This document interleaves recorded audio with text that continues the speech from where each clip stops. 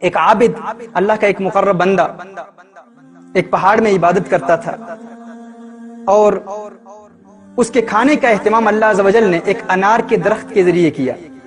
ایک انار کا درخت اس پہاڑ، اس کی عبادتگاہ جہاں وہ عبادت کرتا تھا، اس پہاڑ کے ساتھ ہی ایک انار کا درخت تھا۔ ہر روز اللہ عز و جل اسے 3 انار عطا فرماتا، وہ 3 انار کھا لیتا، اور وہی اس کی روزی تھی، وہی اس کا رزق تھا، اور وہی اس کے لیے کفایت کر جاتا۔ اللہ عز و جل کو امتحان منظور ہوا، اور اللہ عز و جل نے اس کا امتحان لینے کے لیے ایک دن انار نہیں عطا فرمائے۔ اس نے صبر کیا، دوسرے دن پھر اللہ عز و جل نے انار نہیں عطا فرمایا، دوسرے دن پھر اس نے صبر کیا، تیسرے دن اللہ عز و جل نے اسے پھر انار کی نعمت سے محروم رکھا۔ امتحان لے رہا تھا اس کا رب۔ اب وہ بھوک سے نڈھال ہو کر، پریشانی میں مبتلا ہو کر، بہت زیادہ گھبراہٹ محسوس کرتے ہوئے اس پہاڑ سے نکل آیا۔ نیچے آتا ہے تو ایک غیر مسلم کا گھر ہے، اس غیر مسلم کے گھر پر دستک دیتا ہے، اسلام کے منکر کے گھر پر دستک دیتا ہے، اور بھیک مانگتا ہے، سوال کرتا ہے۔ اس غیر مسلم نے اسے 4 روٹیاں دی۔ وہ 4 روٹیاں لے کر جب اس کے گھر سے باہر نکلتا ہے تو اس غیر مسلم کا کتا اس عابد پر بھونکتا ہے۔ وہ عابد اس کتے کو 1 روٹی دیتا ہے، پھر کتا بھونکتا ہے، پھر دوسری روٹی دیتا ہے، پھر کتا بھونکتا ہے، تیسری روٹی بھی دے دیتا ہے، پھر کتا بھونکتا ہے اور چوتھی روٹی بھی دے دیتا ہے، لیکن وہ کتا ابھی بھی بھونک رہا ہے۔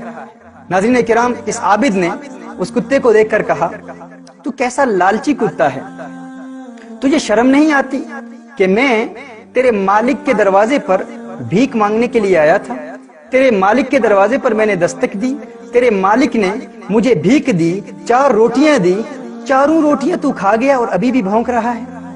ناظرین کرام، اس کتے نے جواب دیا، اس نے کہا، اللہ عز و جل نے اسے قوت گویائی عطا فرمائی، اور اس کتے نے کہا، ہاں میں بے شرم ہوں، لیکن تجھ سے زیادہ بے شرم نہیں ہوں، تجھ سے زیادہ بے شرم نہیں ہوں۔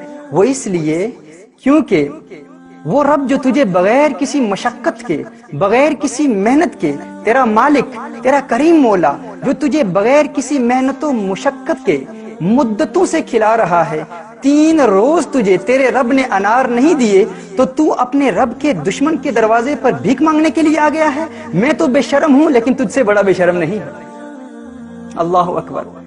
ناظرین کرام، یہ کتا اس عابد کو سبق سکھا رہا ہے اور بتا رہا ہے کہ میں تو بے شرم ہوں، لیکن تو فرق دیکھ کہ میں نے اپنے مالک کے دروازے پر بھیک مانگنے والے سے روٹیاں لی ہیں، لیکن تو ایسا بے شرم ہے کہ تو اپنے مالک کے دشمن کے دروازے پر آ کر بھیک مانگ رہا ہے۔